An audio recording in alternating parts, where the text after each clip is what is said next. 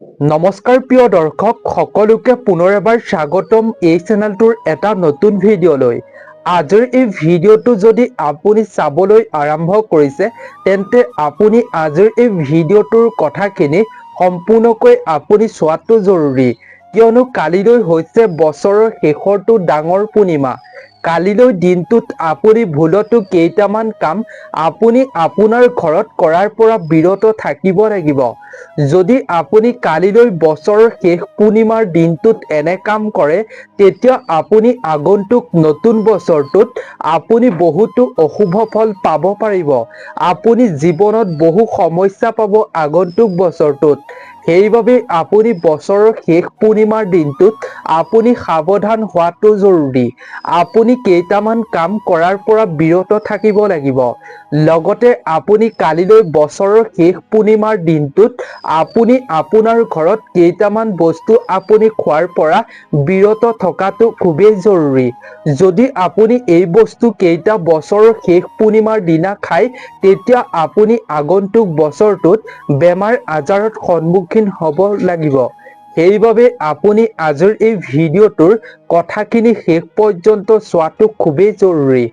আপুনি এনে কাম কৰিলে আপোনাৰ সমস্যাৰ উপৰিও আপুনি আগন্তুক বছৰটোত ভগৱানৰ কৃপা দৃষ্টিৰ পৰাও আপুনি বঞ্চিত হ'ব লাগিব। সেইবাবে আপোনাৰ বাবে জৰুৰী কি কাম আপুনি কৰাৰ পৰা বিৰত থাকিব লাগিব, লগতে কি বস্তু আপুনি খোৱাৰ পৰা বিৰত থাকিব লাগিব, এই কথাখিনি আপুনি জানি লোৱাটো খুবেই জৰুৰী। গতিকে প্ৰিয় দৰ্শক, আপোনাক আজিৰ এই ভিডিঅ'টোৰ জৰিয়তে আমি সকলোবিলাক কথা সুন্দৰভাৱে আপোনালোকৰ লগত শ্বেয়াৰ কৰিম। সেইবাবে আপুনি আজিৰ এই ভিডিঅ'টোৰ মাজলৈ আগবঢ়াৰ পূৰ্বে কমেণ্ট ছেকশ্যনলৈ গৈ আপুনি জয়লক্ষ্মী বুলি এটা অৱশ্যেই কমেণ্ট কৰিব। লগতে আপুনি এটা লাইক কৰিব এই ভিডিঅ'টোত, যাতে আগন্তুক বছৰটোত আপোনাৰ জীৱনত থকা সকলো সমস্যাৰ পৰা আপুনি মুক্ত হ'ব পাৰে, আপুনি আই লক্ষ্মীৰ কৃপা লাভ কৰিব পাৰে। সেইবাবে ভক্তি মনেৰে আপুনি ধনৰ দেৱী লক্ষ্মীৰ নাম স্মৰণ কৰি লক্ষ্মী দেৱীৰ নামত এটা লাইক কৰিব বুলি আশা কৰিলোঁ। যদি আপুনি প্ৰথমবাৰ এই চেনেলটোত ভিজিট কৰিছে তেন্তে এই চেনেলটো আপুনি ছাবস্ক্ৰাইব কৰি ছাইডত থকা আইকনটো অল কৰি ল'বৰ বাবে একেবাৰে নাপাহৰিব। কিয়নো প্ৰিয় দৰ্শক, আপুনি এই চেনেলটো ছাবস্ক্ৰাইব কৰি ৰাখিলে আপুনি প্ৰতিদিনে এটা নজনা কথা এই চেনেলটোৰ জৰিয়তে আপুনি জানিব পাৰিব। আপোনালোকৰ কাৰণে এটা ইনফৰ্মেটিভ ভিডিঅ' আমি প্ৰতিদিনে আপলোড কৰোঁ, যিসমূহ কথা আপোনাৰ জীৱনৰ বাবে, আপোনাৰ পৰিয়ালটোৰ বাবে খুবেই জৰুৰী। সেইবাবে আপুনি চেনেলটো ছাবস্ক্ৰাইব কৰি ল'বৰ বাবে নাপাহৰিব। লগতে আপোনাৰ বন্ধুবৰ্গৰ লগতো এই চেনেলটোৰ ভিডিঅ'সমূহ শ্বেয়াৰ কৰিব, যাতে তেওঁলোকেও এই চেনেলটোৰ ভিডিঅ'সমূহৰ জৰিয়তে উপকৃত হ'ব পাৰে। প্ৰিয় দৰ্শক, কালিলৈ 2024 বৰ্ষৰ শেষৰটো পূৰ্ণিমা। কালিলৈ হৈছে 15 ডিচেম্বৰ। কালিলৈ দেওবাৰ আৰু আঘোণ মাহৰ হৈছে কালিলৈ 29 তাৰিখ। এই পবিত্ৰ পূৰ্ণিমাৰ তিথিৰ দিনটোত আপুনি কেতিয়াও আপোনাৰ ঘৰত কাকো কৰিবলৈ নিদিব এনে কাম। আপুনি আপোনাৰ ঘৰখনত সাৱধান হ'ব, আপোনাৰ পৰিয়ালৰ সদস্যক ক'ব, যদি তেওঁলোকৰ হাতত মোবাইল নাই এই ভিডিঅ'টো চাবৰ বাবে তেওঁলোকক আপুনি সাৱধান কৰিব লাগিব। আপুনি আপোনাৰ ঘৰত এইসমূহ খাদ্য ৰন্ধাৰ পৰা আপুনি বিৰত ৰাখিব লাগিব। আপুনি নিশ্চয় জানে, হিন্দু ধৰ্ম শাস্ত্ৰত পূৰ্ণিমা তিথিৰ বিশেষ তাৎপৰ্য আছে, বিশেষ মহত্ব আছে পূৰ্ণিমা তিথিৰ। এই পূৰ্ণিমা তিথিত আপুনি কিছুমান কাম কৰিব পাৰিলে আপুনি ভগৱানৰ কৃপা লাভ কৰিব পাৰে। লগতে আপুনি এই পূৰ্ণিমাৰ তিথিৰ দিনটোত কিছুমান এনেকুৱা কাম আছে যিসমূহ কাম কৰিলে আপুনি ভগৱানৰ কৃপা দৃষ্টিৰ পৰা বঞ্চিত হ'ব লাগে, লগতে বহু সমস্যাৰ সন্মুখীন হ'বলগীয়া হয়। সেইবাবে আপুনি কি কাম কৰাৰ পৰা বিৰত থাকিব লাগে জনাটো খুবেই জৰুৰী। ইয়াৰ উপৰিও আপুনি এই দিনটোত কেতিয়াও আনক দান কৰিব নালাগে এনে বস্তু। আপুনি কেতিয়াও এই দিনটোত পিন্ধিব নালাগে এনে কাপোৰ। এই ভিডিঅ'টোত সকলোখিনি কথা আপোনালোকৰ লগত শ্বেয়াৰ কৰিম। এই দিনটোত আপুনি যদি দান কৰিব বিচাৰে তেন্তে আপুনি বগা সামগ্ৰী দান কৰিব পাৰে, যেনে চাউল, চেনি, আটা ইত্যাদি আপুনি দুখীয়া মানুহক দান কৰিব পাৰে। তেনে কৰিব পাৰিলে আপুনি ভগৱানৰ কৃপা দৃষ্টি লাভ কৰিবৰ বাবে সক্ষম হ'ব পাৰিব। কিন্তু এই ভিডিঅ'টোত আমি যিখিনি কথা ক'ম সেই কথাখিনি আপুনি আধৰুৱা নকৰাকৈ শুনিব। আপুনি বহুকেইটা সুফল পাবলৈ সক্ষম হ'ব পাৰিব আগন্তুক বছৰটোত। প্ৰিয় দৰ্শক, সনাতন ধৰ্মত পূৰ্ণিমা তিথিৰ বিশেষ মহত্ব আছে। ধৰ্মীয় বিশ্বাস অনুসৰি পূৰ্ণিমাৰ দিনা পূজা কৰিলে জীৱনলৈ সুখ আৰু সমৃদ্ধি আহে আৰু এই দিনটোত ভগৱান বিষ্ণু আৰু লক্ষ্মী দেৱী আৰু চন্দ্ৰ দেৱতাক পূজা কৰাৰ পৰম্পৰা আছে। এই পূৰ্ণিমাৰ দিনটোত গুৰুত্ব আৰু বিশেষ নিয়ম পালন কৰা হয় ধৰ্মশাস্ত্ৰত। ইয়াৰ বিষয়ে ধৰ্মশাস্ত্ৰত কোৱা হৈছে সুন্দৰভাৱে, কাৰণ এই পূৰ্ণিমাৰ দিনটোত কিছুমান সৰু সৰু কামৰ বাবে, সৰু সৰু ভুলৰ বাবে দেৱ দেৱতাসকল খং উঠে। এনে পৰিস্থিতিত আপুনি পূৰ্ণিমাৰ দিনা এনে কাম কৰাৰ পৰা বিৰত থকাটো জৰুৰী।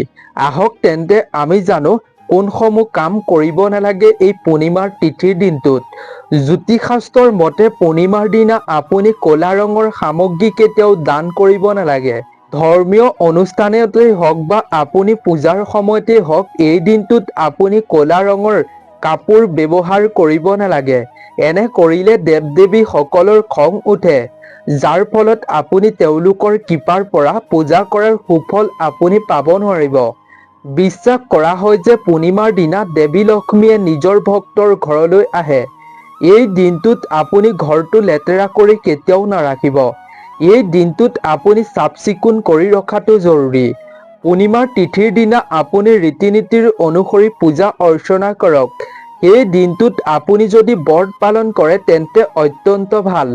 আপুনি পবিত্ৰ হৃদয়েৰে এই দিনটোত ব্ৰত পালন কৰাটো খুবেই জৰুৰী। কিন্তু এই দিনটোত যিসকলে ব্ৰত পালন নকৰে তেওঁলোকে এই পূৰ্ণিমা তিথিৰ দিনটোত, বিশেষকৈ বছৰৰ শেষ পূৰ্ণিমাৰ দিনটোত আপুনি কেতিয়াও আমিষ খাদ্য, পিঁয়াজ নহৰু খোৱাৰ পৰা বিৰত থাকিব।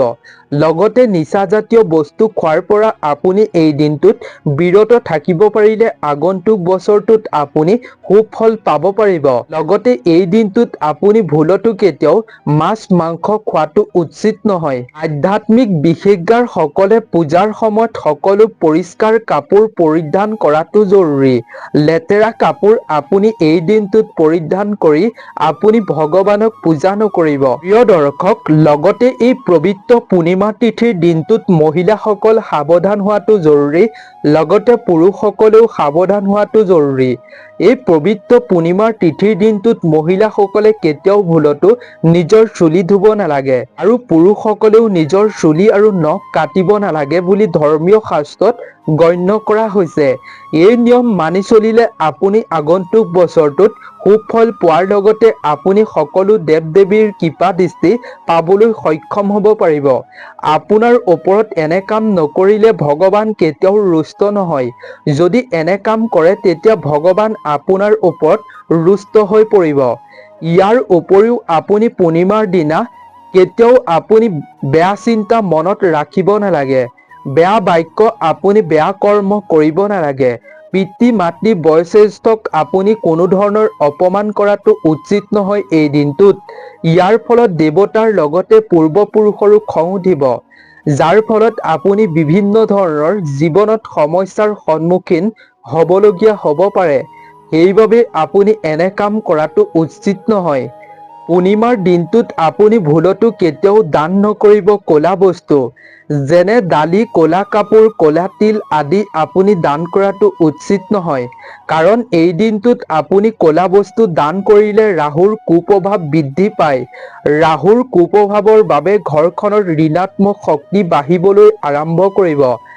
যেতিয়া আপুনি ৰাহুৰ কুপ্ৰভাৱ আপোনাৰ ওপৰত পৰিব তেতিয়া আপুনি আগন্তুক বছৰটোত আপোনাৰ ঘৰখনত বিভিন্ন ধৰণৰ সমস্যাত সন্মুখীন হ'ব লাগিব। সেইবাবে প্ৰিয় দৰ্শক, আপুনি এই বছৰৰ শেষ পূৰ্ণিমাৰ দিনটোত সাৱধান হোৱাটো অত্যন্ত জৰুৰী।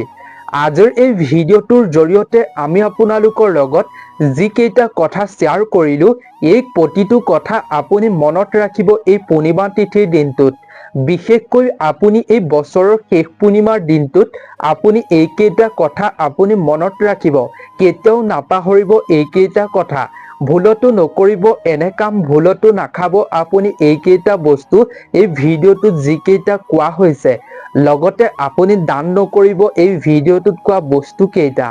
তেতিয়া আপুনি আগন্তুক বছৰটোত নিশ্চিতভাৱে সুফল পোৱাৰ লগতে ভগৱানৰ কৃপা দৃষ্টি আপুনি লাভ কৰিব পাৰিব। আপোনাৰ ঘৰখনত থকা বিভিন্ন সমস্যাৰ পৰা আপুনি সকাহ পাব পাৰিব। যদি আপুনি এনে কাম কৰে তেতিয়া ঘৰখনত ধন টকা পইচা ৰৈ নাথাকিব। বিভিন্ন ধৰণৰ বেমাৰ আজাৰে আপোনাৰ ঘৰখনৰ সদস্যসকলক আগুৰি ধৰি জুৰুলা কৰি পেলাব। সেইবাবে আগন্তুক বছৰটো যদি আপুনি মংগল কামনা কৰে তেন্তে আপুনি এই কামকেইটা কেতিয়াও নকৰিব। গতিকে প্ৰিয় দৰ্শক, আজিৰ এই ভিডিঅ'টো ইমানেই আছিল। আশা কৰোঁ আপুনি ভিডিঅ'টোৰ জৰিয়তে বহু নজনা কথা জানিব পাৰিলে। বহুতো উপকৃত হৈছে আপুনি ভিডিঅ'টোৰ জৰিয়তে। গতিকে আপুনিও যদি উপকৃত হৈছে তেন্তে আপুনি আপোনাৰ বন্ধুবৰ্গকো উপকৃত কৰিব। তেওঁলোককো জানিবলৈ দিব এইখিনি কথা, যাতে কালিলৈ দিনটোত তেওঁলোকে এইসমূহ কাম কৰাৰ পৰা বিৰত থাকিব পাৰে। তেন্তে প্ৰিয় দৰ্শক, আপোনালোক ভালে থাকক, সুস্থ থাকক, তাৰেই আমিও কামনা কৰিলোঁ। নতুন এটা ইনফৰ্মেটিভ ভিডিঅ' প্ৰস্তুত কৰি পুনৰ এবাৰ আপোনালোক সকলোৰে মাজলৈ লৈ আহিম। আজিলৈ সকলোৰে পৰা বিদায় লৈছোঁ। ধন্যবাদ।